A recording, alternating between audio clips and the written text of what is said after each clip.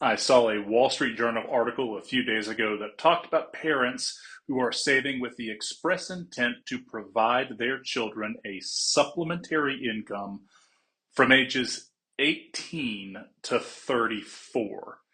Now, that's not exactly the approach most folks take, but it does raise an interesting question. Should you gift assets during your lifetime or wait until death? So today we're going to talk about this early gifting and the idea of maximizing utility for the next generation. Gifting while you're alive can dramatically increase the value and utility of your wealth for your children and grandchildren.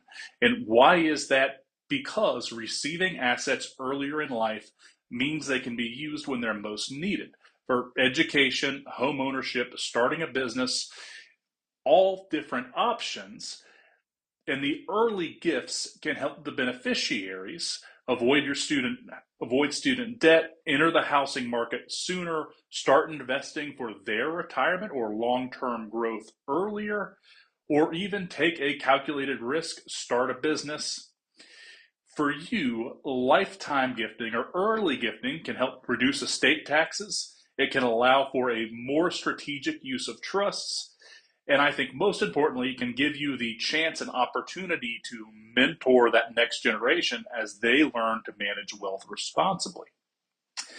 Now, all that being said, gifting at death remains the most common option by far, and obviously it has its advantages. You retain full control of your assets, and your heirs receive a step up in basis, which can eliminate capital gains tax on appreciated assets. And this strategy is ideal for folks who want to preserve their wealth for long-term growth, or quite frankly, who are unsure if they themselves are going to have enough for the rest of their lives. But here's the trade-off. Assets that are received later in life have less utility. By the time your heirs are inheriting those dollars, they might already be financially secure themselves, and the opportunity for them to use those assets for big transformative life decisions may well have passed. So what is the optimal strategy? What I frequently recommend and what I frequently see is called a blended approach. That is, gifting earlier allows your heirs to benefit when it matters most, but you also preserve some or a majority of the assets for a transfer at death.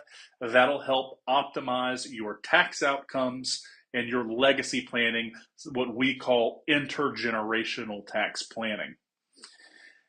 This strategy also helps you shape your legacy in real time, and it can inform the decisions that you make at a future date by letting you see your heirs handle smaller amounts of money early. So if you have questions here, this is something that we do a lot of. Let's get together, design a strategy that maximizes utility and minimizes your taxes.